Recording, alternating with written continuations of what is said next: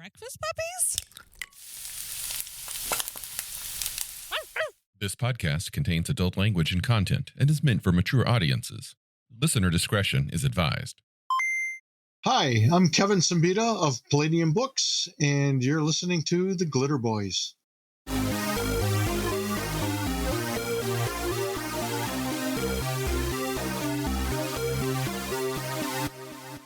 All right, my SD card is clean. I got 40 more hours of space here. Let's go. We got Kevin with us again. Welcome back, Kevin. Hey, good to be back. Good to have you back. As always, I'm Matt Buckley, and I'm filling in for the other Matts, and we always will have a Matt at the table, apparently. It is a contractual obligation. Contractually. You know, I don't think of it as you filling in for the other Matt. I think that we just have a space in our heart for all Matts. All Matts. And you are simply representing the Matt faction. Well, it's a Matt-spaced hole in your heart. It's a Bring Your Own Matt podcast. You have to understand, Buckley, this is an important matter to us. Oh. It's Just Matt walk all matter. over me. Yeah. Oh, nice pun there. I like it. Approve. Yeah. So Thank you. welcome back, Thank you. Kevin. It's good to have you back. Good to be back. I understand it's been a busy few months dealing with, all of the big talk that everyone is excited to see. Yeah, it's been crazy busy. Happily, we've gotten the Teenage Mutant Ninja Turtles and Other Strangeness Redux edition and all the Kickstarter exclusives done into the printer. So that's great. But it was a journey, gentlemen. Well, speaking of journeys, ... Okay, let's take a few steps back and pick up where we left off in our saga of the story of Palladium Books' various game properties. Y'all ready for Nightbane? Because I'm ready to talk about some Nightbane. Oh, yeah. I mean, amongst us here at the table, I know you have an undying love for it. Mm-hmm. I love it a lot. I believe Buckley is at least passingly familiar with it. I've never played it as the core world. I've had several people bring Nightspawn, as it hurts me to call it Nightbane, Yeah. but I understand why. And I've had them bring him to my table at Riffs Games. And that's the common way that I was like, wait, what are you going to do? What are you? First off, I'm glad you said that, Buckley, because you made it so that I didn't have to do the joke, which is me going back and editing in a censored beep over your word. Okay. No. When certain organizations led by certain individuals come to you and say, change your name, I understand why other organizations go, okay, we could win, but no. Well, they had certain concerns that, Nightspawn and Spawn, the comic book, and the character, there could be confusion, which, we didn't really agree with, but, it what the heck? And I think Nightbane, I kind of like the name. Over the years, I've really grown to really like the name. It kind of fits better. Agreed. Than Nightspawn. It's unique. So I like the idea that you're playing characters who are the bane of the night, and specifically the Night Lords. So I think ultimately it was for the better. Yeah. Well, Kevin, how did Nightbane come to be? So, at the time we had CJ Corella working for us, and he was a big fan of shows like Angel and Buffy the Vampire Hunter and the books by Clive Barker and Nightbreed. And he came to me with this idea for, in fact, it was interesting because he didn't have a title for it. And he came to me with this idea for a book, and I really liked it. I thought it was kind of a unique spin on the horror genre. I felt it was sort of like part X-Men, part horror, and I really liked that. And I said, yeah, go ahead and run with it. And I think he was originally calling them the Nightborn. And I said, hey, I've got this name I've been saving for decades from a fanzine I did in the 1970s called Nightspawn. Let's call him Nightspawn. And then, as we just discussed, we had to change the name later. But, it really feels like it's a good name. Agreed. It's unique. It has come to stand on its own as a very individually inspired name. rarely do you see the term Bane in gaming outside of like Dragon Bane. I'm the Dragon Bane or something, or Demon's Bane. But the concept of being the Bane of the Night, I think it has carried the game further than something a little more expected, like Spawn would have. Yeah, I agree. I agree. So, sometimes things happen for a reason. Yeah. And I think that was the case here. I'm just surprised how many people, remember stuff like, oh, this used to be called that, or it's just, it's 20 plus years ago. Yeah, but it's right here on my book. I was going to say, some of us have 2 or 3 copies on our shelf that say that. Yeah. Yeah. So when this came out, I was a teenager. Let's see, how old was I? I was 15. At the age of 15, this was the coolest thing I'd ever seen in my life.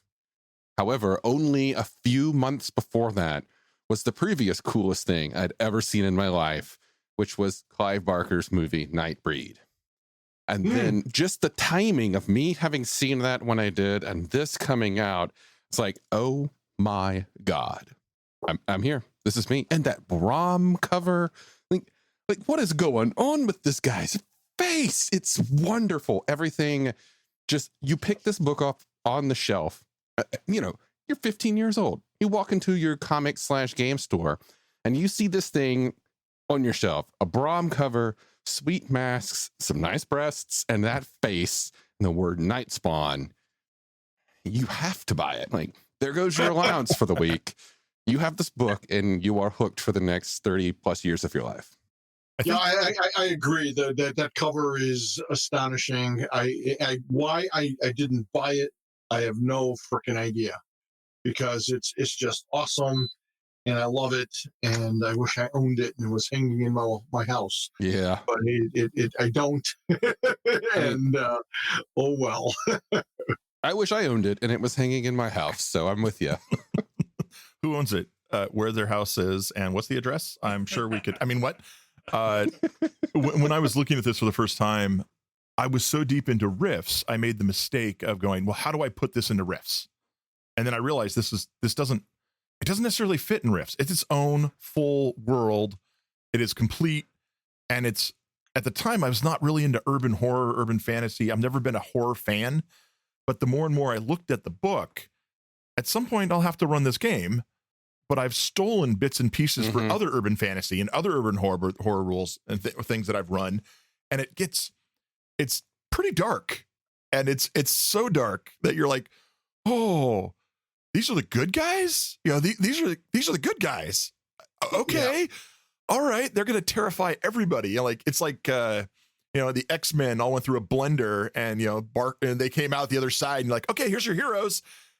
Oh crap. We can't, these aren't appropriate for children. No, they're not. They're not. Like the number one recurring background fiction hero in the story is named Burger Face. Right. Like, wow. It's like, what? Yeah. I'll tell you that's one of the things I really loved about it, was the fact that your heroes, the player characters are monsters fighting monsters. And I just kind of love that juxtaposition of the classic hero. And you're right. It's one of the darkest. It's probably the darkest game that we have. I mean, obviously Dead Reign, the zombie apocalypse, but zombies are zombies, and the Nightbane and everything they go through, and the fact that there's like this parallel Earth in the Nightlands, and there's just so much. It's like dark conspiracy mixed with horror, mixed with superhero. I used to call it superhero horror before urban fantasy became a thing. Yes. And then I realized, oh shucks, this is urban fantasy. So I do have one question. Given you are such a comics fan, over the years, I've picked up a lot of the feel of Marvel's Morlocks from the Mutant series of Marvel within Nightbane. And was that ever like, I don't mean conscious ripping them off, but More of a nod. more of a nod and a feel that like outcasts and rebels from the from society aspect. Not directly. I just think it was, we share common themes. Yeah, I mean, it's definitely, again, like we've talked about a couple times in these conversations, that there's things in the zeitgeist that bubble to the surface, and I've seen similarities there in between, and it's one of those things that I always kind of appreciate whenever I see something that looks like possibly a tiny nod. I remember at the same time in my youth, in my gaming history, a lot of the people in my circles were flocking to Vampire the Masquerade. Yeah. And I personally bounced hard off of that game because I remember when I read the first edition of it, I thought, okay, this is kind of cool. Yeah, you get to be the monster, and all of this art shows some pretty cool monster shit. And then you read all the actual text of the book, and it's like, this is a game about moping. It was Where's the monster? Yeah, it was all political intrigue. It was all political intrigue. And stabbing your fellow players in the back. And then Nightbane comes out, and I'm like, there it is. Exactly. Horror superhero. That is it. You're right. That is the perfect term. It hit me. I needed that at that time. My take has always been that the White Wolf lines backed in to being superhero monsters, whereas Nightbane was like, we're here right now. Yeah. The one that I look at, like DC Comics, DC Dark, Justice League Dark, basically all the magic and stuff that would come in, and these like those characters, I was like, had I seen those at the same time, I would have understood Nightbane way better. Yeah. And at the time, I just wasn't there. And that, like you said, I played some vampire, and it's like, but we're all in different. We all hate each other. Why would we like that? Broke the dynamic of an RPG for me. Is that we're actually very adversarial, and I like RPGs where the players are actually a cohesive team, or at least not trying to kill each other. And with Nightbane, yeah, you're monsters and you're the heroes, and everyone hates you because you look terrifying. You're legitimately terrifying looking, which is part of the charm there. Yeah, they don't necessarily hate you, but they certainly fear you because you're some hideous or freakish thing. And then it becomes a question of how do you find fellow Nightbane, and do you team up? Can you trust each other? Because not all Nightbane are in the same path or want to be heroes. And again, I loved all those elements because it's like most Nightbane are teenagers or early 20-something. When you're going through the whole, what's my place in life? Where am I going? What's my purpose? What am I going to do?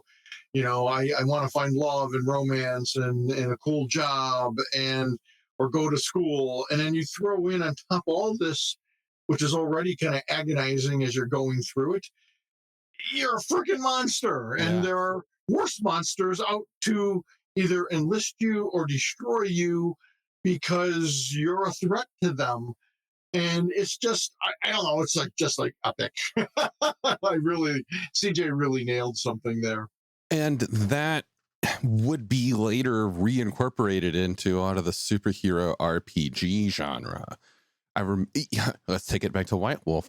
They would later come out with Aberrant, their superhero game, and a core aspect of Aberrant was like the exact same damn thing that Nightbane was like. When you develop your character Nightbane, you need to come up with how did your becoming, I think as they call it, how did that affect your life? Because it's a traumatic thing.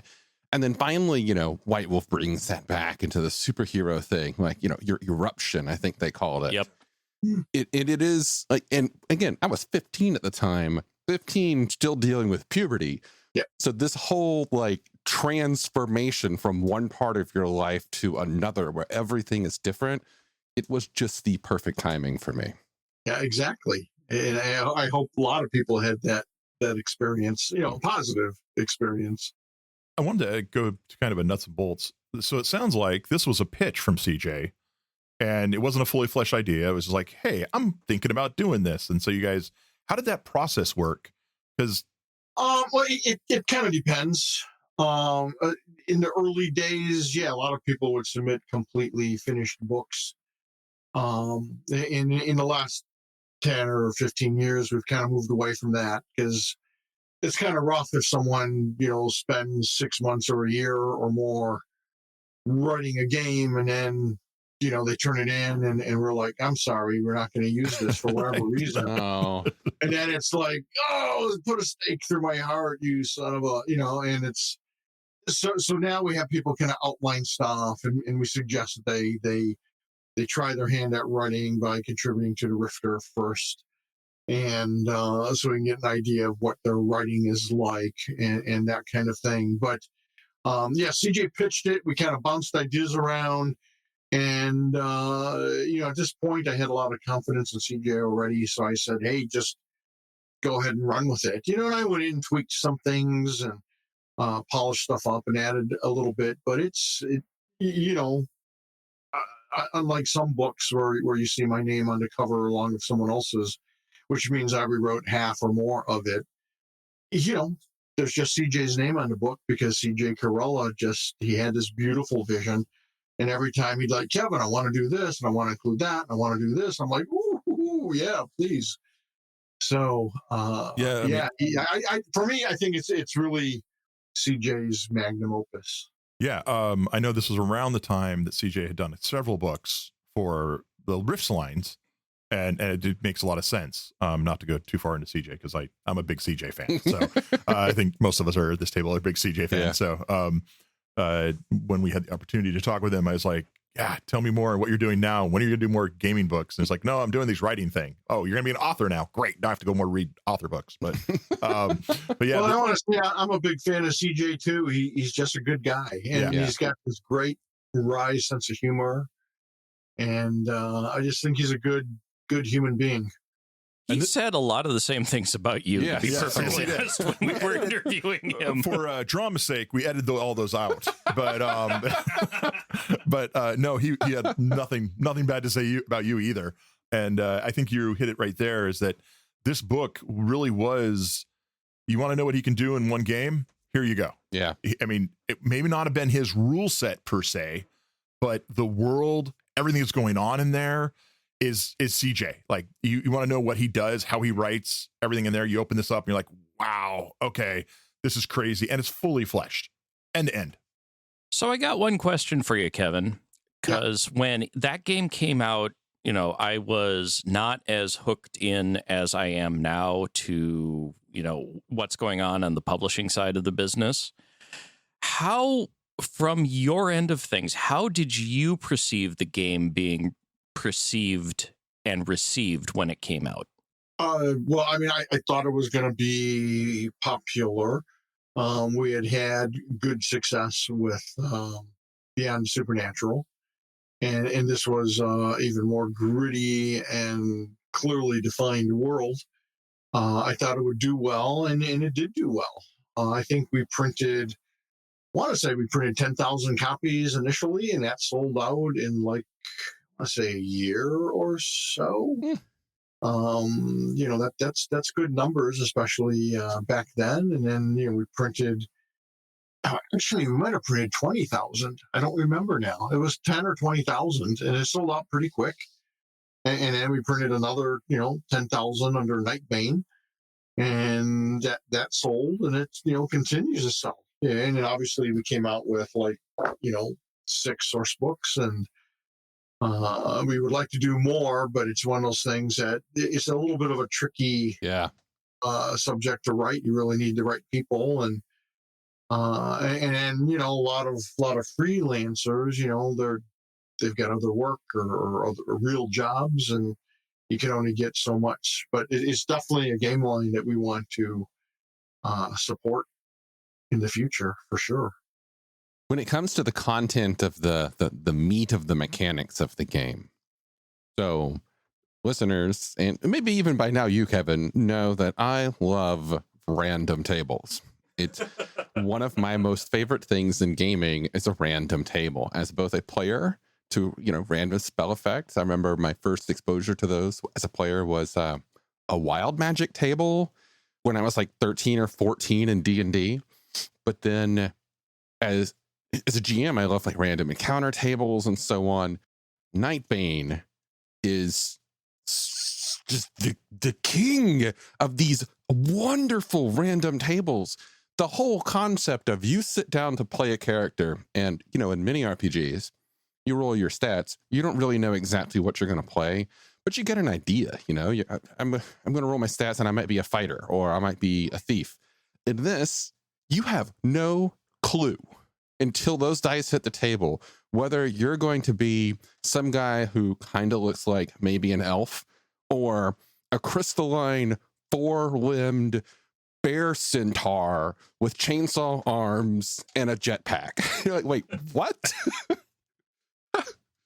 How did this happen? Like, was this an evolution of things that had been in the works, or did he just like throw that out?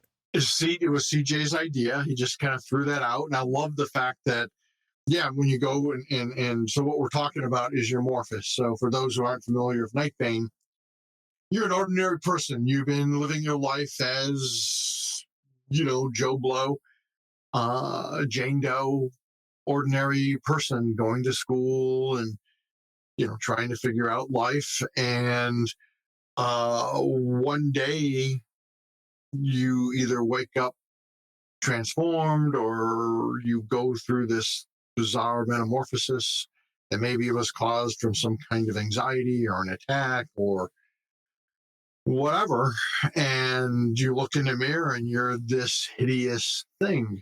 And in some cases you're this beautiful, although probably twisted thing, because you could be a handsome or beautiful character with maybe stigmatas or some other weird feature.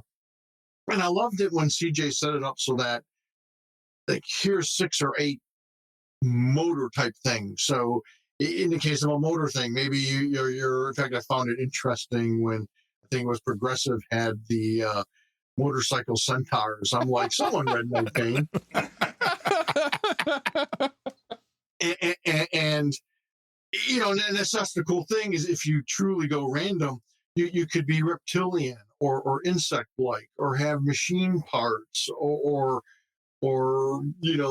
be ape-like or werewolf-like, or there's all these. CJ went through all these different categories of transformation, and the cool thing is it's all right there in that little block where it tells you, this is what you are. And these are some of your abilities and certainly your appearance. And it's like, and then, you go on and pick out, special powers and things down the road. But it's really great. And it really captures that, oh my gosh, I just transformed into what kind of hideous bird thing? It's great. And in my mind, and we touch on it more in like Nightbane Survival Guide, and I would love to touch on it some more in future source books. I would love to write a couple of Nightbane source books. Do it. Do it. I, in my mind, whatever you look like in your Morphus, so you have your human facade, and you can turn back and forth into that. You can go from facade to your Nightbane Morphus. But in my mind, that Morphus is a psychological reflection of either who you are, who you want to be, or who you're afraid you are, that kind of thing.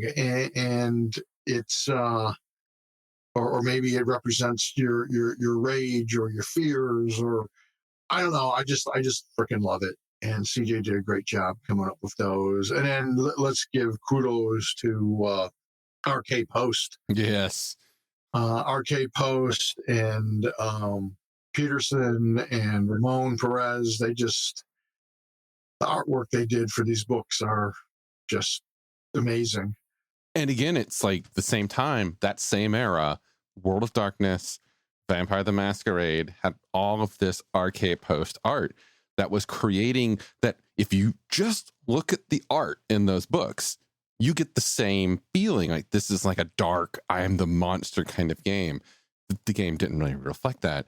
But here you have RK Post, once again, bringing this amazing collection of just dark, his various shades of black, as I like to say. It really hammers in that feeling, and then the game lets you do that. I like that there's no disconnect between the art and the text. One of the things about this, about the character creation process, is there aren't many games where you go in going, when you don't know what you're going to be when you're done to the character creation process. Not these days, right? Yeah. And this one is one of the few games where I would make my character first and then write the backstory. Because as you were just saying, Kevin, the Morphous comes out and it's like, well, I turned into a motorcycle man pig. I wonder what motivation my subconscious had to make me a motorcycle man pig with a tank turret on my head. You know, like, and that could be a thing. And you're like, well, my dad was this, and my mom was this, and I was beaten by this guy, and now, okay, that's why this happened. And now you've reversed your backstory, which is unique to any systems, well, very few systems that I know of. And it's such a cool idea that, like, I don't need to know anything. I'm just going to roll it all and then build the story on what happened. Having played a professional therapist in a Nightbane game, I have to say that it is a incredibly fun treasure trove. Yeah. And I will say that because I wasn't into it and I just put the timeline together, I was deep in college when this came out, which is probably why it didn't show up to me right away. I was penniless and broke. So like I had the books that I went to college with, and not many were added while I'm at college. But where I was going, the one thing I always kept getting was the Rifters. And every month or 2 months or 3 months, however often we got them, I was like, what are these damn Morphos tables? And there was always a set of like 4 pages or 5 pages of these things. And I'm like, this is really neat. But what are they? I kept, now it's coming. I'm getting flashbacks now of every Rifter that I'd open up and go, there's 7 pages wasted here. This could have been anything else, because I just didn't know how cool this was and really what I was missing out on, to be honest. The Morphous tables, we found a lot of use for them, porting them into Heroes Unlimited. Not necessarily, the roll through the whole thing, but you already have the alien tables in Heroes Unlimited. But sometimes you're like, okay, I really want to get hands-on with this whole crystalline thing or something. It's a good way to just kind of flesh that out a little further. Absolutely. Yeah, I agree. That's cool. Nightbane comes out and is immediately followed by 2 more books, which in my opinion are 2 of the best books I've ever read in gaming. Between the Shadows introduces the astral plane and the dreamscape. They're amazing. It's not only a fantastic book for this product line, and again, another one of these Palladium things of making a fantastic first book and then immediately just following up with a kick-ass second book. Between the Shadows was so good. That content is so portable to everything. Like the astral plane, the dream space, they are universal concepts that you don't need to do anything. You could just lift, drop, bam, done. You want to like elevate your Beyond the Supernatural game, just drag this book over here, set it on that stack, and that's all you got to do. I mean, you and I were talking when we reviewed Shadowlands about, and I've actually been working on bringing the Shadowlands into Palladium Fantasy. And just, Nightlands, the third, the World Book 2, the same damn thing. It's like it brings this stuff that it's universal. You can bring it anywhere. Well done, just it's kudos. It is a fantastic trilogy of books. Yeah, well, I mean, and personally, I think Through the Glass Darkly is also. There's just for some reason, I think maybe because the RPG, Nightlands, and Between the Shadows are so strong, so powerful, so evocative that people kind of get down with them and are like, okay, my brain's numb. And actually, I feel like Through the Glass Darkly gets missed a lot, and it's got some really awesome twisted magic and optional OCCs and villains in there that it's crazy stuff, because it goes into sort of the mirror magic and flesh sculpting, which is exactly what it sounds like. But again, CJ and I dived in, I think, on not Nightlands, but Between the Shadows a little bit more to make sure that the astral plane really worked. but yeah, CJ was just on fire with these books. He had his vision of what he wanted, and he kicked ass. Yeah, and I totally agree with you on Through the Glass Darkly. That book, I went from Nightbane to that book, and that book, I was like, whoa, this is really, really freaking dark. Like, what Flesh Crafters? I'm like, oh, okay, so these are good guys. I don't think these are good guys. These can't be the good guys. But like, just the feel of that book melded right in to the darkness of the world, and really. And that's the thing is, we really, and I thought, all right, I've got the next guy to carry on this game line, and then he got some big time work with, I think, Lucasfilms and big stuff, and he's like, I'm sorry, Kevin, I've got this, and I'm like, are you insane? Of course you got this. No. Go. What an opportunity! But that's why I never saw his name again. Yeah. And I had the same question, because I noticed CJ's name wasn't on the book, but it felt like the same world. It didn't have that kind of jarring like twist of someone putting their own stamp on it. It was, nope, I understand this world. I'm going to write in this world. This is the material I'm writing. And I was like, wow, this is really Kevin cool. Hassel, Kevin Hassel. Just a great writer. I mean, he sent me an outline. We talked about some stuff, and he just turned in like a near perfect book. And I'm like, oh yes. And then of course he's so good. Other opportunities with a lot more, cash reward. Yeah. Came into play, and so we lost him. But one great book from the guy, so that's cool. And it's a property that Buckley, you were saying Rifter content. Rifter, there's like a lot of Nightbane stuff in Rifter. Huge amount. And it's almost all good. I don't think I've had any complaints about any of the fan submitted content in there. It felt like anybody who had the guts to write up and submit something for it came from a perspective of feeling confident with the material. Yeah, I think a lot of Nightbane players are very passionate about it. So guys who turned in articles for the Rifter, I think that passion and joy for the game really came across. Mm-hmm. One thing that I really love about Nightbane is, Palladium has done this with a few times with several of the product lines, like the indexes and such, is dark designs with the collected tables, putting all of those together with some new stuff too in one book. Yeah. First off, it's one of the few books that when someone comes to me and they're like, okay, I want to get into a Palladium product line. You're the guy I know who's most into this. Where should I start if I'm into this genre? And if Nightbane is ever selected, and they're always like, oh, and which books specifically should I get? I always say, you need to get the first book. You should probably get the second and third book, but you definitely need dark designs. Those tables are so useful. I would agree. That was Mark Oberly, a dear friend and one of our freelancers. And yeah, he just did a great job collecting the stuff up and putting them in a particular order and cleaning things up a little bit. And yeah, it's rock solid. And yeah, you're looking to create, any type of Nightbane, because it collected a lot of the stuff, the good stuff from the Rifters, and as well as from the various source books, and put it all into one big thing. And he kind of, just didn't just go, here you go. It's a hodgepodge of stuff. He wrote it in such a way that it all feels cohesive and coherent and very, very clear. Dense, there's a lot of material there, yeah. But it's the kind of thing, if you're creating a character, a Nightbane character that you want.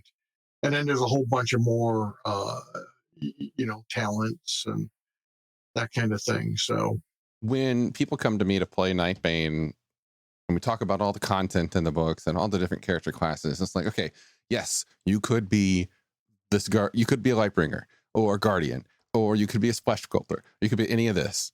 But do you see what this book is called? This book is called Nightbane. We're going to play Nightbane. Yeah, I agree. Plus, they're so cool. I mean, there's really no, especially now. And I guess World of Darkness is still kind of out there floating around. But there's no other game like it that I'm aware of on the market where you can play characters like this with such depth and tragic heroes and hunted heroes, monstrous heroes. I mean, it just it's awesome. And there's just really, it really is urban fantasy, and there's no other games out there that really hit the nail on the head, I think, like Nightbane does. So Dark Designs, I understand, recently had a big thing happen to it in the form of an audiobook. Yeah, someone had approached me years ago about the idea of doing our games and source books as audiobooks. And my knee-jerk reaction at the time was, really, who wants to hear, a rule book read? But our books have so much more than just rules. It makes it more fun and interesting, I think. And honestly, the more I thought about it, as it percolated in the back of my head, I'm like, yeah, why the heck not audiobooks? So when Frank from Studio 2 said, Kevin, I've got this idea I want to pitch you. I hope you like it. A lot of people scratch their head and go, I don't know, Frank. And he pitches his idea to do audiobooks for role-playing games. And I'm like, I'm in, Frank.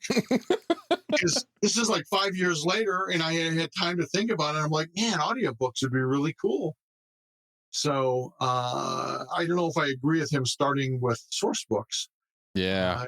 I would think you should start with the core rule book, but whatever his logic was on that. And I think part of it was just, the core rule book, like so many of our core rule books, have a lot of pages and small type, and it's dense stuff. So as an audio book, I think because I think they've been working on it. And he's been lamenting that it's going to be like 30 plus hours of audio, and that's a lot of book, a lot of audio. But I think it'll really come across, and I hope they use the guy who did Dark Designs, because I thought he was awesome. I get the feeling Frank's kind of bouncing around with talent, because I know he's doing some other audio books for Pinnacle and some other things. But I thought that guy who did Dark Designs, just his voice and his cadence was Nightbane. Yeah, as someone who consumes audiobooks way too often, way too fast, I actually did the Pinnacle one, and I did Dark Designs. It's an interesting way for me. It's more of like listening to the Harbor Report from the British Broadcasting Company, and you can kind of go to sleep to it, but at the same time, you'll hear parts of the book you've never read because it's actually read straight through. Very few people, at least in my opinion, read a game book all the way through from page 1 to page whatever. It's always looking for things, right? And so you're like, oh, well, that's an interesting idea. What page is that on? And you go and reread it, and you're like, one, I've been running that rule wrong the entire time, but that's okay. No one else will know. And two, here's an idea that in the book I'd never seen. Why didn't I do this? Type thing. So it's a really interesting format and media for gaming books. I totally agree. It may not be for everybody. I think hearing it. So one of the things that really blew me away is Frank had sent me 2 hours worth of samples before he did his crowdfunder on BackerKit.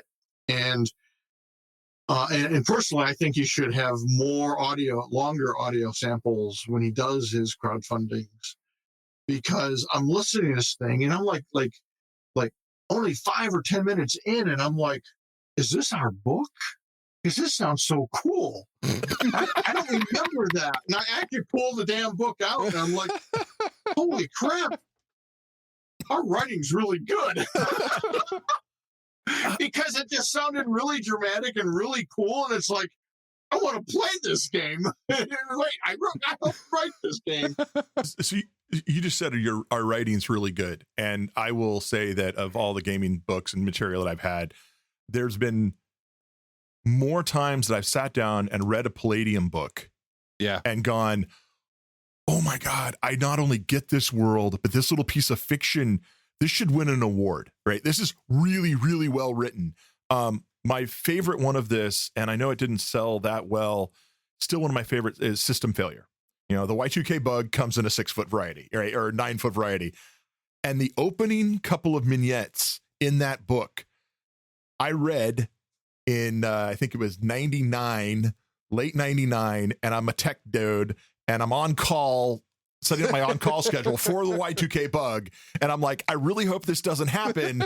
But if it does, I understand what's going to happen. And there's like this whole chat room thing. And at the time I was doing a lot of IRC and a lot of chat. And I was like, this is terrifying. Because I actually had to stop reading it because I was like, this is too, oh, this is messing with me. And that's not the first time that I've had that reading the fiction in the books and gone, I'm not going to play this ever, but I'm going to reread that because that's really good. I've always been so impressed by the writing of just not even the game stuff, just the stories and what's going on. Thanks. And what comes through with some of the stories and the personalities. Proesk is an ass. Erin Tarn is a little full of herself, you know, but you know, like you get those flavors for these people that are running around these worlds. Well, I mean, we actually hear that a lot, that people love reading our books, even if they haven't played any games in years. A lot of them still follow our books because they want to see what's going on and see the new stuff and see what progression there might be in the storyline. So that's pretty awesome. And System Failure actually did quite well. It just, the problem is because it was very much presented as a Y2K thing. You know, we sold I think we printed 10,000 and it sold out in the first, couple of years. And then we've reprinted it in small numbers here and there, and it does all right. It's funny because Sean and I were just talking, my business partner, Sean Owen Robertson. We were just talking about System Failure the other day because he had never read it. It was one of the few games he had never read. And when he got here, he read it and he's like you, man, he's like, holy crap, this is really good. I mean, the setting is solid. The creatures that you're fighting are solid. The characters are fun. This is a great game. And I'm like, thanks. Yeah. I said, me and Bill Coffin were really, had a lot of fun with it. We're on fire with it. And he's like, Kev, we just need to take out the Y2K part and repackage it. So yes, no, it's essential. No, it's basically Tremors. It is Tremors, the role-playing game. But the thing is that for me, it's an alternate Earth setting. Yeah, sure. It's an alternate Earth setting, and the Y2K part for those of us that had 3 or 4 24-hour call shifts. Sure. It was kind of important. But it was like Rednecks versus aliens. Rednecks versus aliens. That's exactly. And I actually ran a game that was based in the Portland area where we were the survivors and we were fighting back against them. And so it became very real and visceral to all these people. And we played it in like 2001, right? So it was like, oh my God, this could have happened. No, not really. But, it's cool to feel. Yeah. Anyway, but I'd love to see more for it. I know it's off topic of Nightbane. Absolutely, but it's okay. But since we're talking about Systems Failure a little bit, we actually had sort of a bizarre real life incident with that, where some young man and 2 teenagers in Canada. Yep, I read this article. Were playing the game, and they were playing it over the phone, and somehow someone overheard stuff. Anyways, it was Y2K was about to happen, and these guys had a plan. Their characters had a plan to ride across along the border, hitting banks and various military bases to get weapons and stuff and money and supplies. Oh no! And the Canadian police thought it was for real, and that these guys were plotting and planning basically a robbery spree. And, in the context of the game, it's like, we'll just kill whoever's in our way. And it was like bad news. And I remember reading the article. I think they were sitting at a Tim Hortons and they were setting the campaign down, or a Denny's, but I think it was Tim Hortons because it was Canada. And they were overheard by the wait staff and they got called in. And I'm like, wow, what good but horrible PR, free publicity, at the same time, not the greatest. Well, we were pretty shook because we felt bad that these, especially, all of them, the kids and the older guy who was a game master, they're being accused of really bad things. Terrorism was kind of a new thing back then. And it's like, in whenever time period, people take terrorism very seriously, as they should. And I just felt bad that these poor kids and this guy were caught up in this colossal misunderstanding.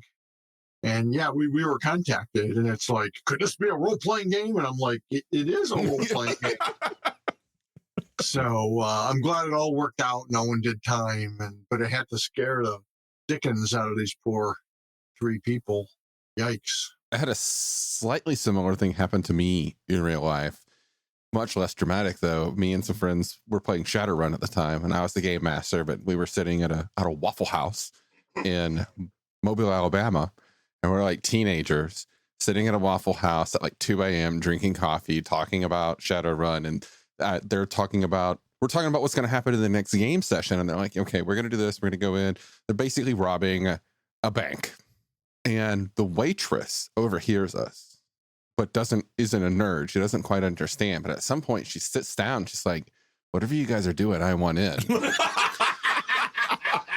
And so we are nerds, and we thought she was talking about joining us in the game. Right, of course. But then it turns out she was like, you guys gonna rob a bank? I want in. And we're like, oh no, we're not that cool. But she gave us all our copy for free, so it worked out. But yeah. So Wow. That is that weird snippet of the late 90s. Yeah. And so coming from northern Minnesota, and given that the incident we were talking about that happened in Canada, one of their targets was in Thunder Bay, which was right across the border from northern Minnesota. Right. That and a series of incidents due to misunderstandings due to people playing Nightbane in the local Perkins, which is a chain all over northern Minnesota, it led to the Perkins chain for a while enforcing a no role playing at Perkins rule. Oh, wow. Our Denny's had a no gaming at Denny's rule after us. So yeah. That's funny. Yeah. Well, the college town that I was in, there was only one restaurant that stayed open late, and that was Denny's. You could study, you could do whatever you wanted as long as you made friends with the one night waitress and ordered food. Yep. She wouldn't care if you came in and said, we want a game in the corner. Fool. Great. You all have to order dinner first. Yep. And then you can stay as long as you want. And Yep. she was like, okay, cool. And she was the night manager, night waitress. And she was the only one. Her name was Colleen. My heart goes out to Colleen. She got me through many, many horrible chemistry classes and physics classes, late night cram sessions. And she'd make you order dinner. She'd keep your coffee filled, and you could do whatever you wanted as long as, within reason. But yeah. So I had much more positive experience at my Denny's. Well, Woodchick and I, when we were developing various game rules and stuff, first for Palladium Fantasy, and then later when we were working on Recon, we're talking. So with fantasy, we're talking about alignments, and so this character would be diabolic, and we're talking about the code of the diabolic. And, this would be aberrant with their own twisted code. And these women would be like, what? Because, it's like moms and grandmas mostly at the time that we were, in the laundromat. And then, when we were talking explosives and weapons, we realized suddenly that we got this big wide berth around us where they just, you better not be too close to these guys. And yeah. I don't want to know how many watch lists I'm on due to Recon, Delta Green, and several other games. Well, if you keep on doing audiobooks, may I request old ones? I would love to listen to someone read out those city descriptions, because there's so much imagination fodder in each one of those little descriptions. Even the shortest one could be 5 words about the Tanners in this, back alley of Timurow. Just listening to someone read that would be magical. Well, it's really up to Frank. I think it depends on how well these things do. and what he considers well done, because he realized he's kind of forging a whole new market here. Yeah. And I hope he starts marketing it more to people outside of gaming, because I think that'll make a big difference. So when he asked what he should start with, we had suggested Nightbane because we thought it would be very popular. Oh, yeah. It's 6 books, so it's kind of self-contained. You could do all six books and have the complete series done, at least up to date. And because all the other lines tend to be, not all, but most of the other lines are much bigger. I mean, Rifts has got like 90 freaking titles, and Palladium's got like 20, Palladium Fantasy, that is. And but yeah, I would love to hear Palladium Fantasy read as audiobooks too. Just thinking about it. Oh man, that would be a wonderful Christmas present, Kevin. Just thinking. Well, I mean, we've talked about system failure here, and one of the other ones that I thought was going to be kind of in the category of system failures, like a one and done, was Dead Reign. And I was really pleasantly surprised that was not the case. And when I got a hold of Dead Reign, I'd felt honestly that zombies had been just way overdone. And then I took the Palladium case of it, and I was like, whoa, this is a little more interesting. This is a little more like long campaign friendly. We could go somewhere with this. And immediately I do what I do occasionally. And I went to my group at the time, and I said, I have this idea for a zombie game. And they're like, really? I don't know if we want to do a zombie game. No. You're going to make characters of yourself, but with tweaks. And the zombie outbreak is going to happen, and you're going to play yourself, but not quite, don't make it too personal. And to this day, there's a group of people, if they drive down Interstate 84 and they go by a certain section of that road, they either speed up or make sure all the doors are locked.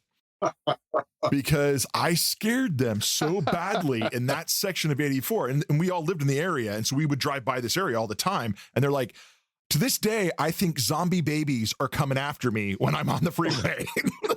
And I'm like, okay, I've succeeded as a GM. That is fucking awesome. And it was Dead Reign. It was the way it happened. It was the way these monsters, these zombies could really be portrayed. And not just your straight up, oh, it's a virus. No, there's something bigger and nastier controlling them. And there's more going on. And I got to see aspects from the players that are like, one of the people who was in the game, she was the mild-mannered wife of one of the players who would come just to chuckle at us and knit.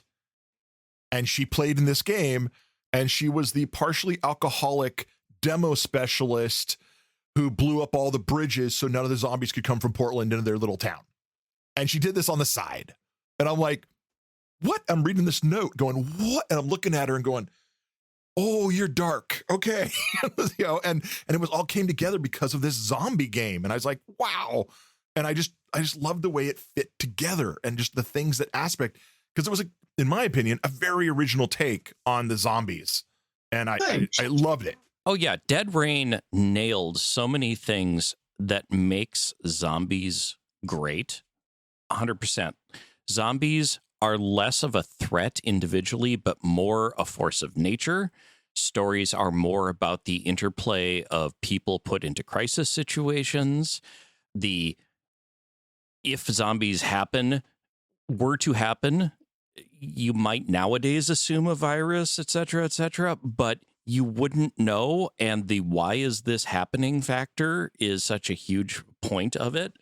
And the factionalization that happens when humanity is put against the wall of a crisis that naturally occurs, and we see time and time again, people rising to the challenge, falling to baser needs. It's like all there, all captured, all done well.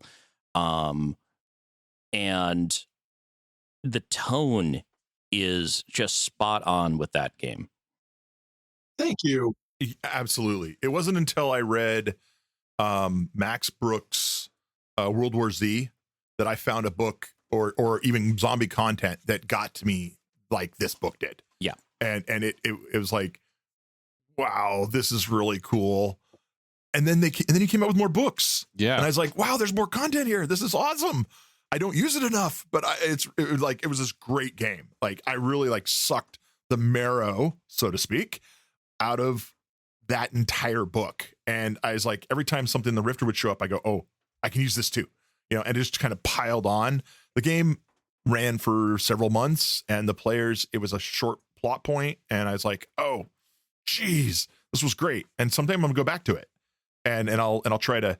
I won't try to relive that. I'll make something new with the newer content. But yeah, and the question I had, and the Nuts and Bolts question, how did it actually sell? I know you have several books now, but at first, was it one that you were like, we think this will work, but it didn't sell right away, or? It was sort of the opposite. I had no idea how well it would do, but I really loved the concept. So what happened was two Palladium fans, Josh Hilden and Joshua Sanford, they came to me and said, hey, we love all things zombies, and they were into everything. And he says, I'm working on a zombie game. Would you be interested in doing it and publishing it? And I said, well, it obviously would have to be all on speculation, but sure.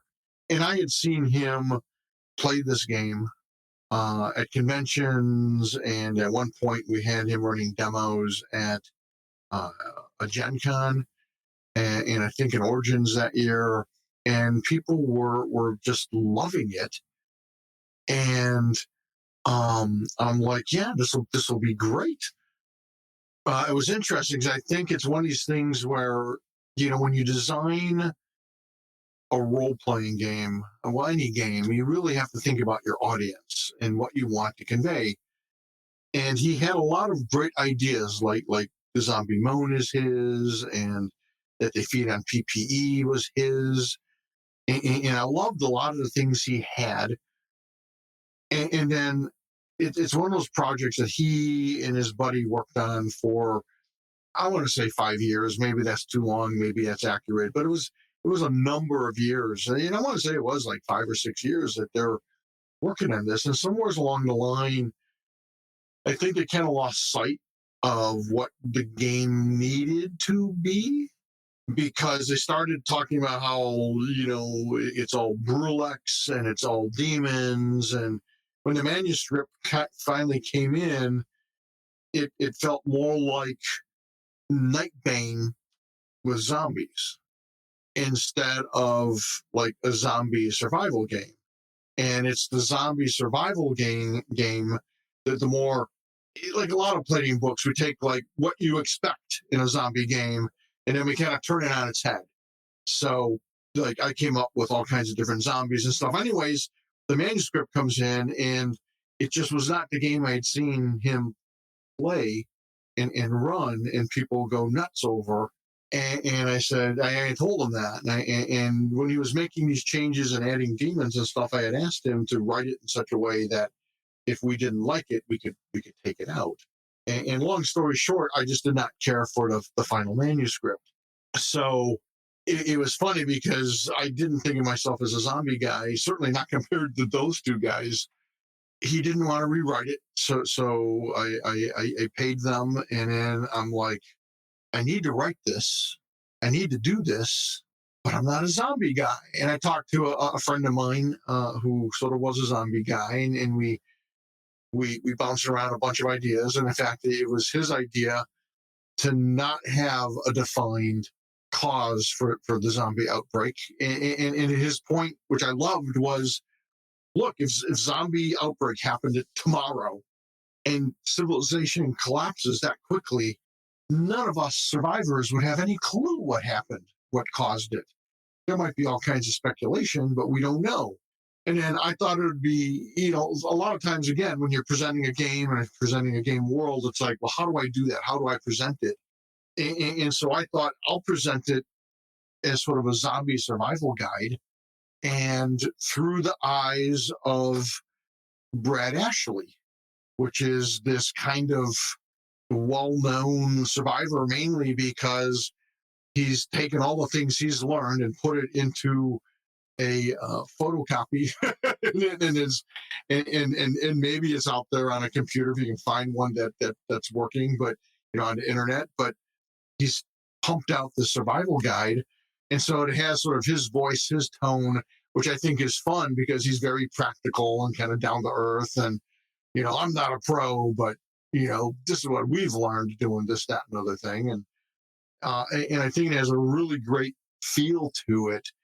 And then I just kind of put together the game that I thought I had seen Josh run 100 times, and built on beautiful concepts like the zombies feed on PPE. And that's why they converge, because anyone who plays Rifts knows this, and Beyond the Supernatural, all of us have potential psychic energy, PPE. And most people don't have a whole lot, but when you die, at the moment of your death, your PPE doubles. And I love the idea of the convergence, because and I love the fact that they eat PPE, because it explains why they converge. I think that's one of the fun things with Dead Reign, is we kind of explain a lot of the common tropes. And so even if one zombie kills you, your PPE goes out, and any zombie in the immediate area gets a piece of it. And they're always hungry, and they want that energy. And so when one starts to moan, it's like a dinner bell. And any zombie within earshot of the moan, or earshot of noise that they know comes from the living, machines running, people hammering, shouting, screaming, laughing, they start to head for it. And so they start to converge. And as a game mechanic, I set it up so that it really creates this sense of urgency and drama, because, all right, first there's only 2 zombies, and you can handle those 2 zombies, and most groups that's nothing. Oh, but now there's 4 more, and it's like, yeah, 4 more, we can still deal with that. Well, wait, now there's 8, now there's 16, and like every minute there's it just, the number of zombies, especially in an urban setting, increases geometrically. So before you know it, you've got 30, 60, 120 zombies, and now your shit's in the wind. you better be trying to get out of there and grab what you can, and not get yourself trapped someplace where those zombies are going to hang around for days until you die of starvation or lack of water. And it's just great. And it was also cool. I happened to be in a situation where I was a guest at several small conventions while I was playtesting the Dead Reign system. And everyone assumes that human beings would be just out for themselves. And, the classic, joke line of, I don't have to outrun the zombies. I just need to outrun you. Because if the zombies get you, they're all going to stop to rip you to shreds and devour in this case, your PPE. But that was not what happened in these playtests. And I'm playing with people who I don't know. They don't know each other. They're just people at a game convention playing in a short demo, like an hour-long demo. And so I ran a whole ton of them. So I must have run, I don't know, 150 people through Dead Reign, because I was mostly trying to test the mechanics and some of the different nuanced zombies that I had created. Because there's like, I want to say there's like 8 different types of zombies in the core book, and in more in other books. And it was amazing to me, and heart-lifting, honestly, because it'd be like people who don't even know each other, and it's just a dumb game, and they're like, oh no, they've got Fred. I take my shotgun. You're out. Oh man, and there's still more coming. And he runs up, they're running up and butting them with the, the handle of the shotgun. And I'm like, well, there's more and more zombies. You guys could, if you hang around and try to save Fred, you're all going to die. And they're like, will we?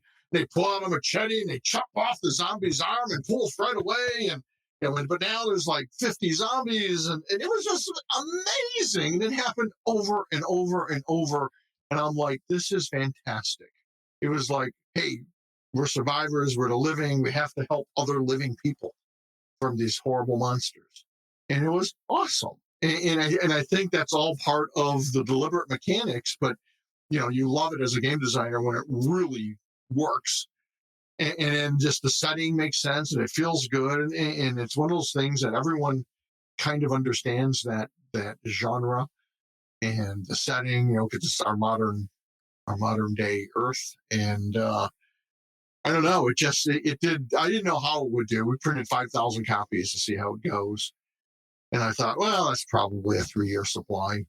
And it sold out pretty quick, and we printed another 3 or 5, and that sold out pretty quick, and it just keeps selling. And it was funny because when I felt like, oh man, I got to take over this book, what am I going to do? I'm not a zombie guy. It turns out, I guess I am a zombie guy.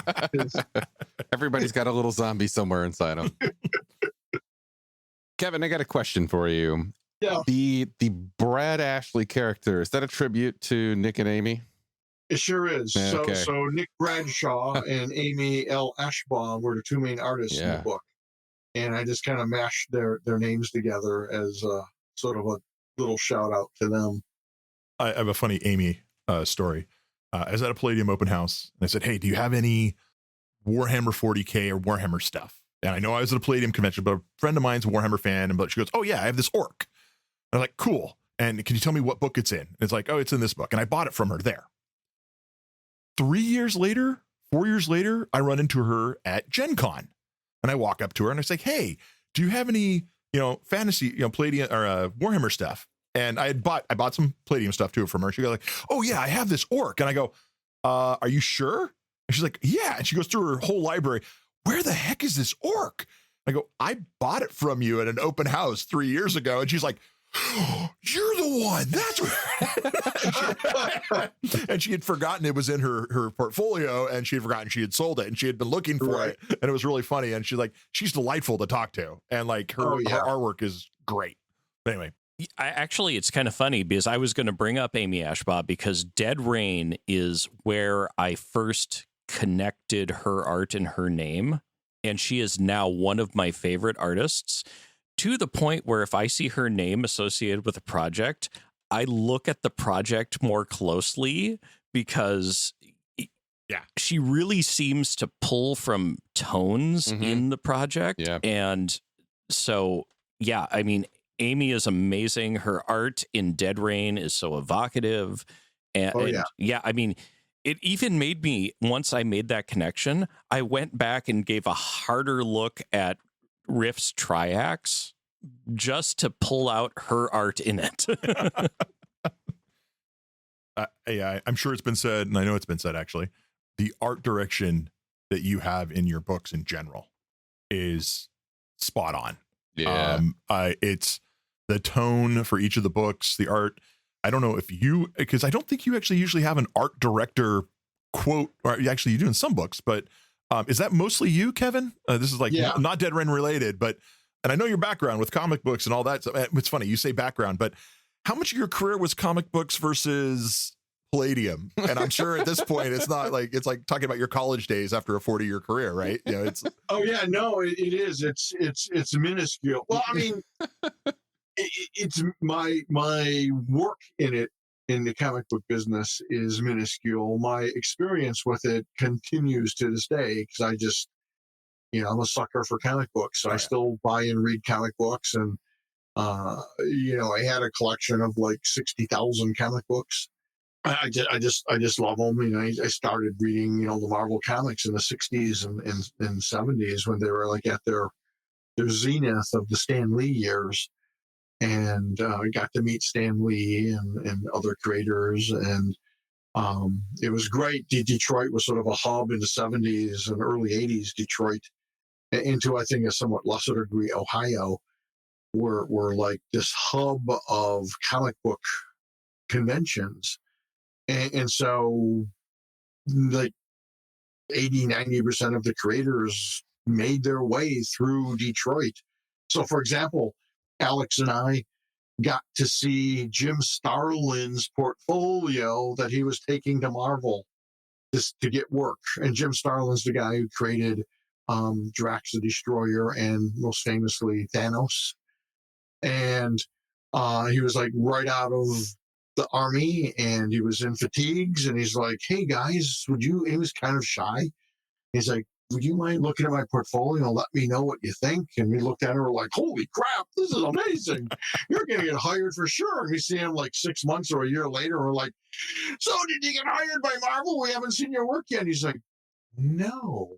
And we're like, what?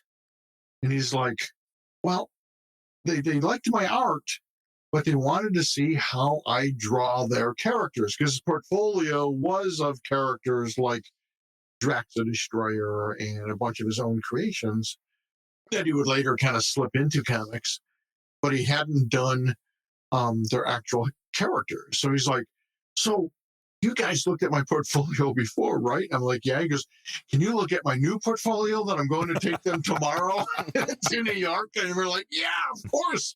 And it's like Spider-Man and Captain America and all this stuff. We're like, this is great. They're going to hire you for sure. And they did. But no, Palladium, and in fact, it was funny for probably 15 years into my running Palladium and doing role-playing games, people would ask me what I do for a living, and I would tell them, first of all, I'm an artist, and second of all, that I'm doing role-playing now, but it's just temporary until I break into comics. That's still the same thing you tell people, though, right? Yeah. That'd be great. And then I realized at some point that, gee, I've got like a $2 million company, and I love what I do, and we really got something great going here. Maybe I'm not going to do comics. Well, don't say that, because I maybe I'll have a question for you a little bit later. It would still be yeah. I mean, it would still be a fun joke to keep carrying forward, though. Yeah, absolutely. Oh, this is my friend Kevin. Oh, hey, Kevin, what are you into? Well, right now I'm doing RPGs until I break into comics. Yeah. How long you been doing that? 40 years. It could be a eulogy item. Yeah. Joe. His comic book career that spanned a year in his RPG, but he's really a comic book artist. But what was awesome, I think comic books helped inform my approach to storytelling. Yeah. But so did film, and so did live theater, and lots of things. I just like every form of story. And I had the pleasure of working with established comic book artists like Steve Bissett and Richard Corbin and Jim Steranko. And then I because my eye is just kind of drawn to that kind of style, I gave a number of guys who went on to become famous comic book guys their first job, like Ramon Perez and Freddie Williams, Tyler Walpole. Because I saw their stuff, and I'm like, wow, these guys are really good. They've got potential. And, I hire them, and next thing I know, they're doing Spider-Man or the Ninja Turtles or, becoming big name guys. And I'm like, yay. So that was pretty cool. So comic books has always kind of been there in the background in our games. And at one point, Eric Woodjick pointed out, Kev, all your games are superheroes. I'm like, what are you talking about? And he's like, your characters, they're all superheroes. I'm like, no, they're not. He's like, yeah, they got all the standard tropes. They're the outsider, they're this, they're that. They got special powers. And I'm like, huh. They kind of are superheroes with, sort of a different setting and a different appearance. Well, I mean, even though your classical dungeon crawling group are a bunch of superheroes. Yeah, dungeon superheroes. Yeah, I mean, we just don't call them superheroes. They're they're dungeon people or whatever, and you're like, they're adventurers. Adventure equals superhero in a fantasy setting. Yes, I would make the point that the term superheroes, as originally, brought about when Superman first hit the Sunday Funnies, Batman, et cetera, has broadened so much that just about anything that under the sun these days can be tucked in some way, shape, or form under the superhero logo, which is kind of why that is the case. And so it makes it very hard to differentiate what is a superhero versus what is not a superhero. But that's not necessarily a bad thing. It does add that rise to the call aspect to so many other settings. And I think Kevin's done a great job over the years of really pulling that core ethos of what made superheroes superheroes. It is a person who goes outside the norms for the benefit of others. And so we see it in Rifts, we see it in Heroes Unlimited. It's really, really there. And I think both Kevin and I think Eric was right on the money when he said that. Well, I mean, it makes sense. And you know, it was funny when I was younger, and even into college, my Aunt Irene was like, "You're such a good artist, but all you do is superheroes, monsters, and aliens." And I'm like, "That's not true. I mean, I do a lot of superheroes, monsters, and aliens, but and just I just like the fantasy elements. I like we're more than human, and yet somehow we're even more human because of our super abilities. And you know, whether it's psionics, whether it's magic, whether it's just you've got some arcane knowledge that helps you fight, you know, monsters and beyond the supernatural. You know, it's fun to play that person who is not Joe Average, because we are Joe Average.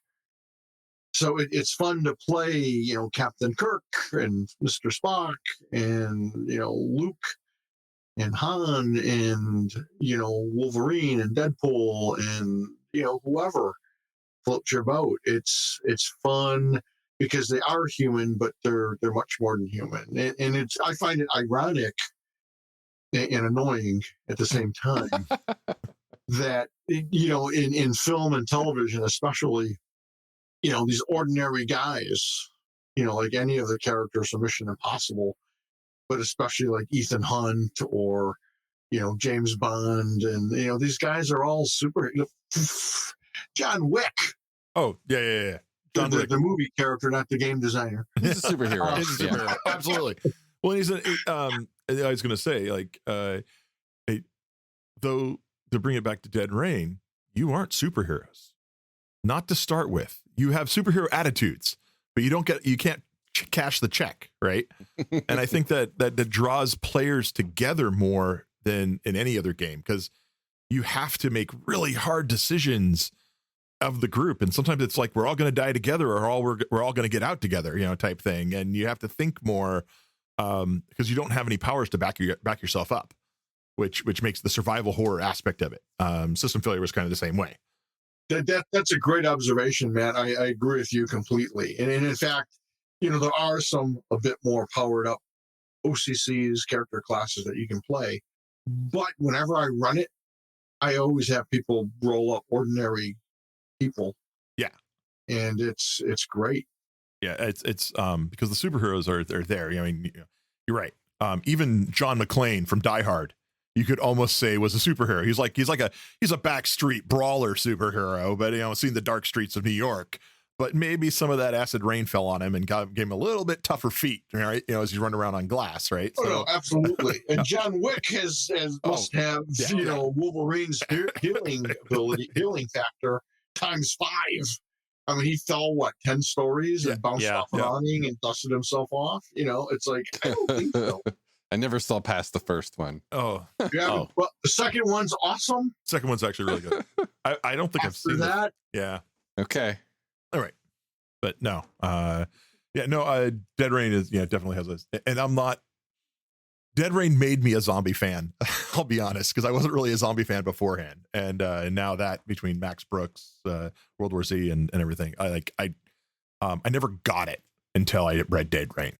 Well, it's funny and ironic because one of my early inspirations to be a creator and entrepreneur was from George Romero, because he was a guest at like a 1970 or 71 comic book convention.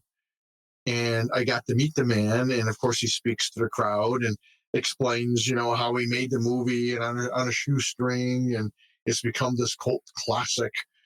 wow. And he was young-ish, I mean, here I'm like 16, but, and he's like in his 30s, but I'm like, if he can do it, I can do it. And I was a huge, huge fan of Night of the Living Dead. Mm-hmm.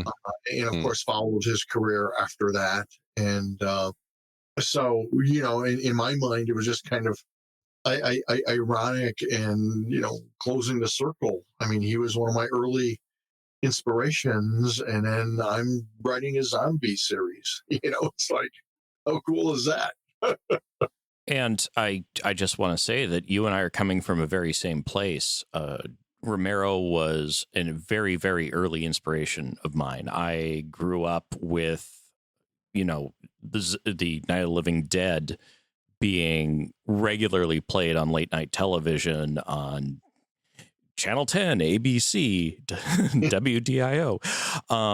And that style of storytelling was really resonated with me, and is something I've by and large carry forward into my career, basically, as a game master.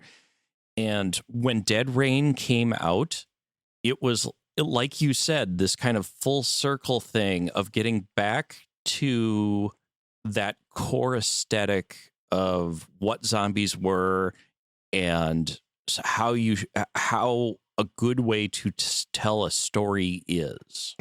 Well, and I think, if you look at Dead Reign, I think you can see a lot of certainly inspiration from Night of the Living Dead, Dawn of the Dead, Day of the Dead. I mean, all those elements are there, plus, Walking Dead and other things. Although I never read the comics, I only saw the TV series. And I think that was coming out around the same time that I was writing Dead Reign. It had only been out a few seasons, I think. But, and I think they capture a lot of that old kind of Romero feeling with more, pathos to it. Well, and I think you hit on, when you're doing your playtesting, and some of the things that I've seen as well, is it's not as much about the zombies as it is the characters interacting with each other, right? It's them figuring out, how am I going to survive? How are we going to survive? Which one's more important to me right now?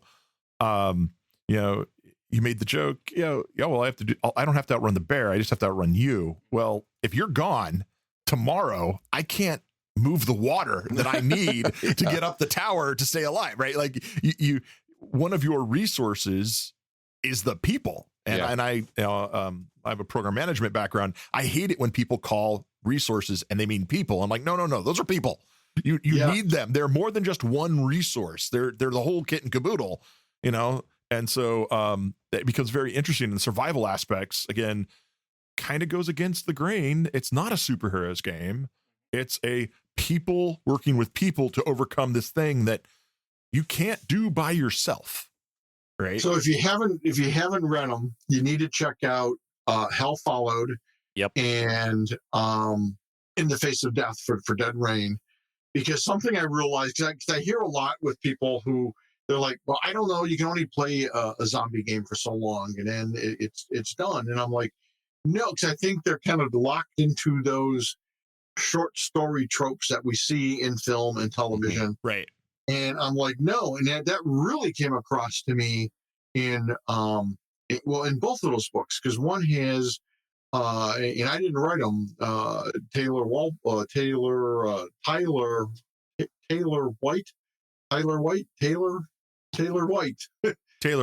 them, and there's like 25 or 23 like little synopses that are beautiful and perfect for any setting, for all kinds of disasters, right? Earthquake, flood, hurricane, tornado, which really fits into the whole survival thing, but has applications in all kinds of games, even Heroes Unlimited, let alone Rifts and other stuff. And then when I was writing In the Face of Death, I realized that trying to go through, especially, I mean, houses to some degree, but office buildings, apartment buildings, it's basically a dungeon crawl.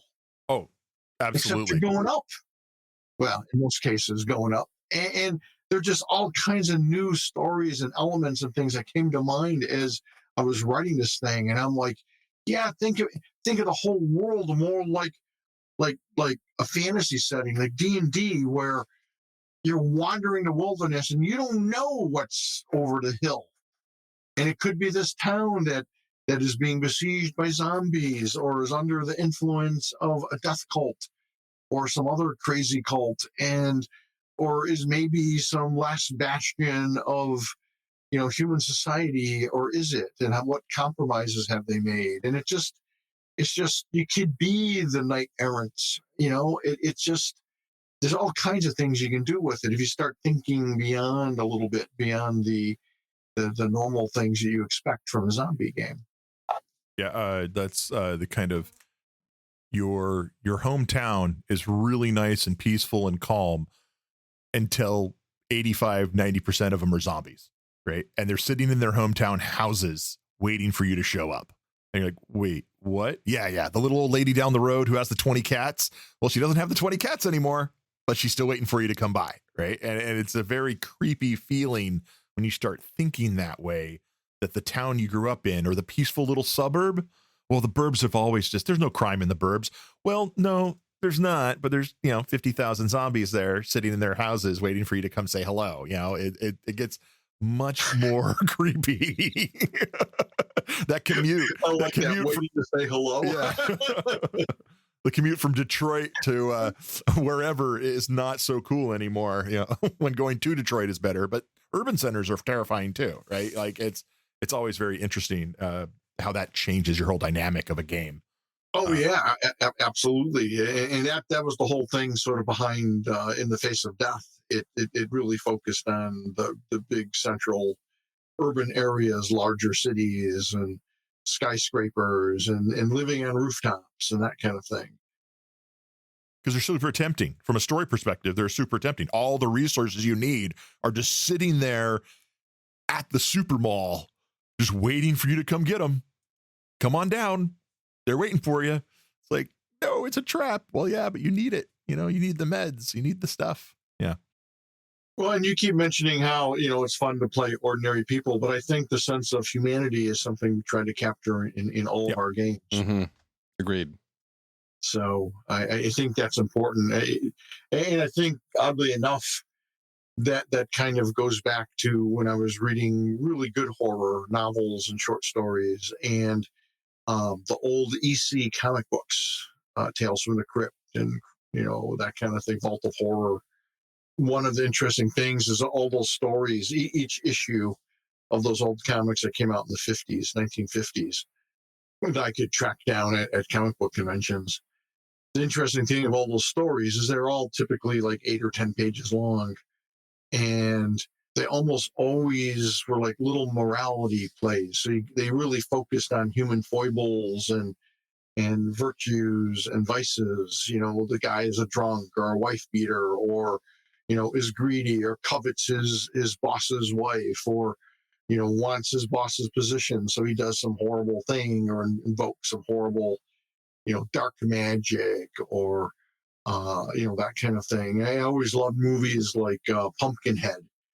That's another one which I felt kind of had that old EC comic book kind of feel, where I don't want to spoil anything for anyone, but there's a couple of neat twists in that, because at first blush it's like, oh yeah, it's your typical horror splatter film, and these teenagers or college age students are all going to die some horrible way, and there's some really fun, cool ideas and twists in there that make it just a great movie, in my opinion. Well, it's a lot of horror is a morality tale, right? You've done something wrong, and now the badness happens. Yeah, and so you have to learn that lesson. I mean, yeah, there's the shock jock and all that stuff, but especially like some of those Tales from the Crypt type stuff, and those are all just like Grimm's fairy tale repolished and made very scary. Well, some of Grimm's fairy tales originally were really scary and terrifying. But oh yeah, it's funny. Like people are talking about the latest Disney Snow White movie, and one of the things I find funny is they keep referring to the 1939 original Disney movie, and I'm like, but you do realize that this is a Grimm's fairy tale, right? Right. And this goes back like a few hundred years or a couple hundred years. I mean, it's like no one talks about the original Grimm fairy tale. And I'm like, all right, that's fine. I grew up on that stuff. Just like Little Mermaid ends horribly in actual... Little Mermaid is a horrible tale. Yeah, Okay, very sad. I do have a Dead Rain related question that expands into the further Palladium artverse. So there's a story here. I want to know the story. I'm looking at Dead Rain Book 1, Civilization Gone, and on page 21 is a picture of somebody with a mask who is bent over a body, punching them in the face, and that body's on the ground. Now, Kevin, I'm pretty sure you're familiar with this picture, or at least the pose, because I've seen this particular shot recreated. Oh, and I've lost count how many times I've seen this recreated. What is the story behind this gag? Well, so one of the most famous Kevin Long illustrations from Riffs, and that I used in advertising, in fact, in Marvel comic ads.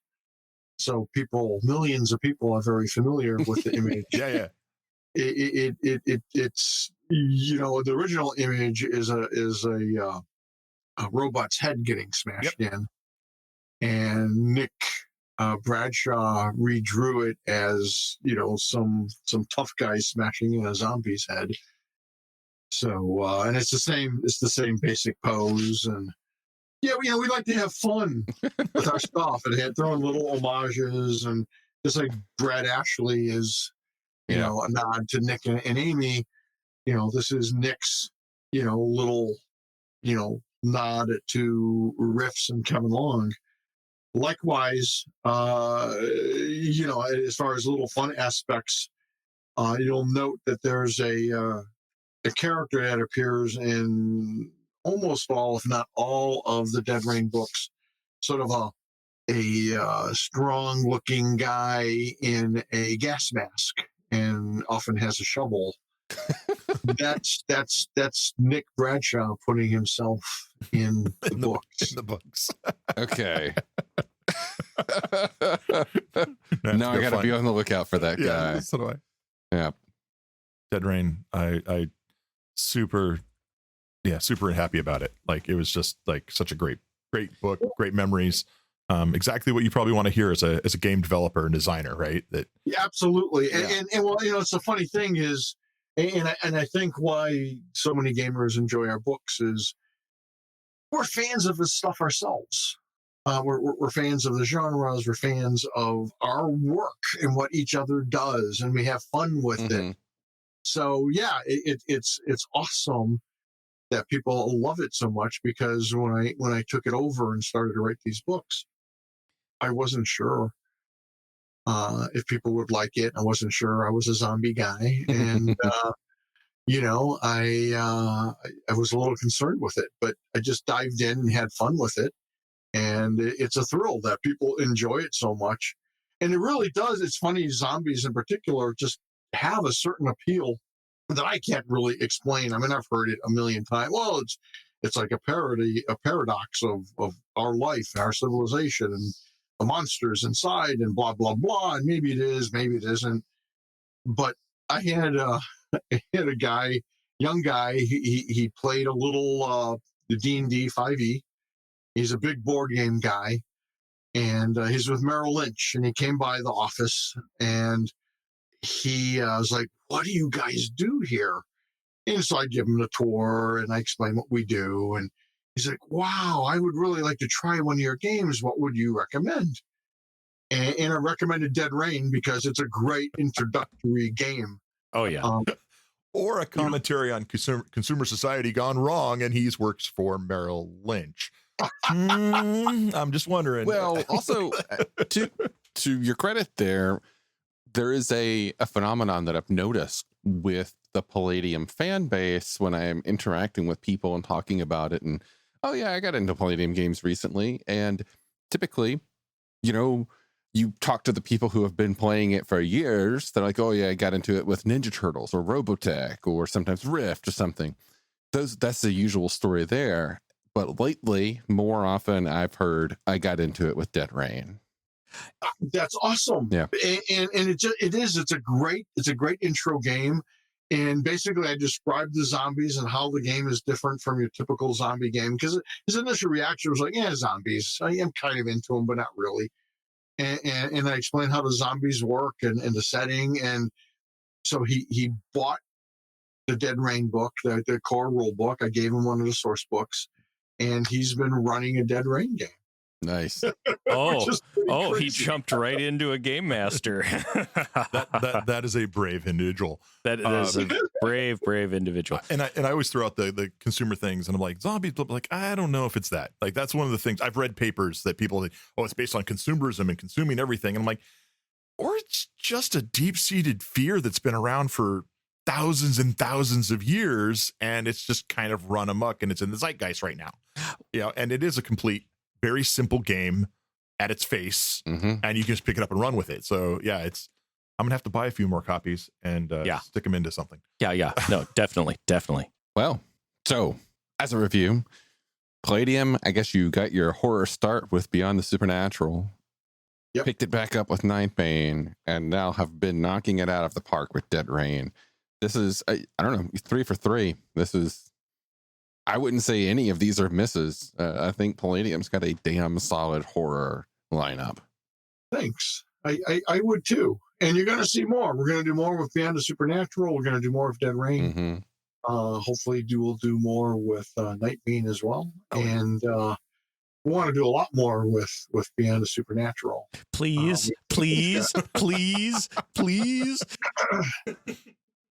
Count on it. Well, I have notes. I'll send them.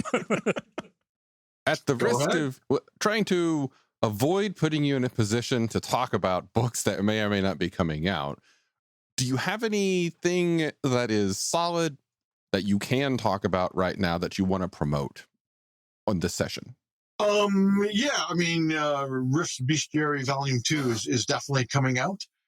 We had Matthew Clements grab a bunch of my initial outlines and notes and the collected monsters we're going to do and take a run at it. And he fell short a little bit. We sent it back. He's working on it right now.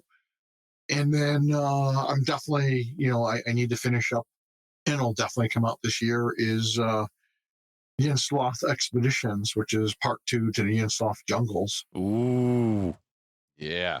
So those two are for sure. And then one of my goals, and I shouldn't just say mine because Sean's been pushing for this heavily as well.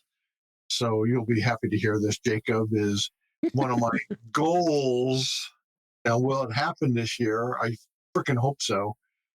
Is to come out with Beyond the Supernatural Arcanum and the first Tomes Grotesque book. You have made me so happy. You have made me and a lot of diehard folks who have been carrying the Beyond the Supernatural torch for a long time very happy. Well, it'll probably be end of the year, so don't think it's coming out immediately. Okay. And Beyond the Supernatural is one of my favorite games. I mean, what people don't understand, because they're like, oh, he just doesn't love it like we do. And, because they're not showing it any love. And it's like, I'm dealing with 1,000 different things, and we're trying to rebuild the company. We're doing Ninja Turtles, which was, very much a huge time sink. And we're doing all this cool stuff. We're setting up stuff behind the scenes that will become apparent over the next couple of years to rebuild the foundation and make us stronger than ever. And BTS is one of those sacrifices. And I just want to say that because I love that game. Like when someone says, hey, could you just run something? It's usually Palladium Fantasy or Beyond the Supernatural or Dead Reign, because they're quick, simple. I know them inside and out, and I love them. Not that I don't love all the other stuff. Obviously, I love Rifts. There's a million books on them. I love Heroes Unlimited. All the stuff we do is our passion projects. But BTS, Beyond the Supernatural, is one of my personal favorites. And I've been dying to write these books too. So, God willing. Thank you, Kevin. Thank you. You'll make a lot of people happy. I will say that by and large, the BTS community within the greater Palladium community, there are, of course, outspoken people at all times. Always. Every group, though. But within the BTS, we've always known we're kind of like this sub niche within everything else. And everybody seems pretty cool with the understanding that when you're dealing with competing needs and such, that when you're a sub niche, you kind of got to just wait your turn. Well, the thing is, Sean and I both believe that BTS could be huge. It could be just as big as Call of Cthulhu if it's given the attention, And if you ever need an evangelist for it, I am ready and willing to serve, sir. Well, I mean, Call of Cthulhu just has 100 more years. So, in 100 years, everybody talking about BTS, not Cthulhu, right? That's the big thing. Back to the books that you mentioned, Rift's Bestiary. Do you offhand know if or what the alphabet range in this one's going to be? I'm not sure on that. Does it go all the way to Z, or are we going to be maybe thinking there could be a 3 somewhere in the future? I'm not really sure. Okay. Gotcha. Okay. Heard. Well, it looks like we have a lot of good stuff coming up. Also, this episode will be releasing soon. I'm going to be doing a good turnaround on the edits, which means it's going to be released with still at least 2 weeks left, folks, before you can make your plans to head to Wagon Con in the Dalles, Oregon. It is the first weekend in May. It is very Palladium relevant in that, well, we're all going to be there, but also I know from looking at the schedule, there's several Palladium games. I am in at least one Rifts game, and there's a guest, Matt Ballant, is going to be there running Valley of the Pharaohs. Yeah. Yeah. We were super excited to get him to come down, bringing him out to run several, and I think he might be doing a panel as well, just talking about some of the similar topics that we talk about here, Kevin, with you, about some of the old school stuff, and super excited to see him, and really he's for WagonCon, he'll probably be the biggest name that we've had in some ways. I mean, we've had lots of other people, yourself included, Nathaniel, who've been published authors and game people. Well, actually, Keith Baker, probably more people would know, but that's because of Eberron. Not Eberron, Eberron. Yeah. But we had him just show up randomly a couple of times, which was kind of cool. Yeah. But yeah, we're super excited for him to come down. And yep. And if you're interested in the early days of Palladium, I will be running a recon game there. Oh, yeah. And at the time of the recording, there are still spots left at that table. So if you want to get your nom on, take a look and come. Also, I know I myself have already been contacted by several players to potentially run some side games. So, all right. Yeah. Drop a line if you're interested in something in particular. I mean, I mean, if enough interest is brought forward, perhaps a Beyond the Supernatural game could happen if enough people got together and wanted it. And I, Kevin, I know you are not traveling to as many conventions right now. But if any time, you want to come out, we can make that happen. I know I've emailed you and Sean about it. I will take this opportunity to pitch you. This is our 8th year, and we are a small con, like 150 people. So it's a very small, intimate, family oriented convention. And it's really a great time. And I've committed to 10 years of running this. COVID got us 2 extra. So I've run in year 10. Year 10 will be probably a really big thing. So in 2 years, think about that, Kevin. Fly you out, treat you awesome like a rock star, have you run some games. All right, I'll think about it. Well, thanks again for joining us, Kevin. This has been a blast. My pleasure. We've still got more to go. Always. Yeah. Yep. Many, many more years. And folks at home, thanks for listening. If you haven't already, please drop by our Discord and say hello. or, leave us some kind words on your podcast aggregator review system of choice. And of course, follow the links in all of our show notes back to the Palladium store or to Drive-Thru, where you can buy all of their stuff, sign up for their mailing list. Kevin emails like every damn day with new deals and sales and news that's coming out, and it's one of the high points, I think, of being a Palladium fan. That's the newsletter. And just a small call out. Well, we would love you to stop by our Discord, do everything NPC just mentioned. Take a minute and just send a kind message to Palladium Books. The entire reason we're doing this. Yep. It's great to promote ourselves, but we, as always, want you to show the love to that which we love. So have a good night. Thanks, guys. That's very nice of you. And let me just say, something big should be happening in June, so keep your eyes open for that. Are you going to get in trouble for saying that? No. Okay. Oh, good. Because we like talking to you, and we don't want Sean to cut that various cease and desist letter shows up an email from Sean. How dare you? Damn it! How did you do that? This is a big Sean project, Okay. and I think we'll be doing. It'll be a backer kit thing. Cool. And it's something of a departure for us, but Sean's put in a ton of work. We're working with some great people, and I think the advanced hype for it will start in May. Okay. Awesome. So keep your eyes peeled. Will do. Noel, on that note, stop by our Discord and get the hype up, folks. Yeah. We'll see you next time, Kevin. Adios. Starships, magic, mystic martial arts, romance. All of these can be found in A Cloak of Blades by Isaac Scher.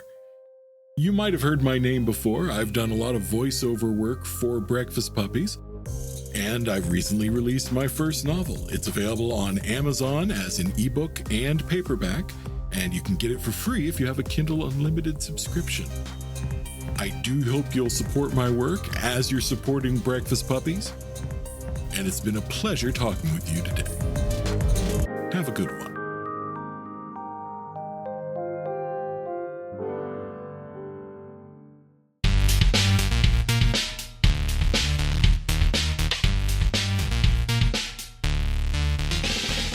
You've been listening to The Glitterbois, a Palladium Books fan podcast. Glitterbois, Rifts, the Megaverse, and all other such topics are the property of Kevin Siembieda and Palladium Books. Please buy all their stuff and help keep them in print and making more games. You can order directly at palladiumbooks.com, and their entire catalog is available digitally at Drive-Thru RPG as well. Our opening music is 8-Bit Bass and Lead by Furby Guy from freesound.org. This closing music is Caravana by Philip Gross, available at freemusicarchive.org. All sound effects used are self-made or acquired via Creative Commons Zero license. If you like what you have heard, find us on Twitter and Facebook as The Glitterbois. That's BOIS. And check us out online at breakfastpuppies.com/glitterbois. And also join us on the Breakfast Puppies Network Discord at breakfastpuppies.com/discord.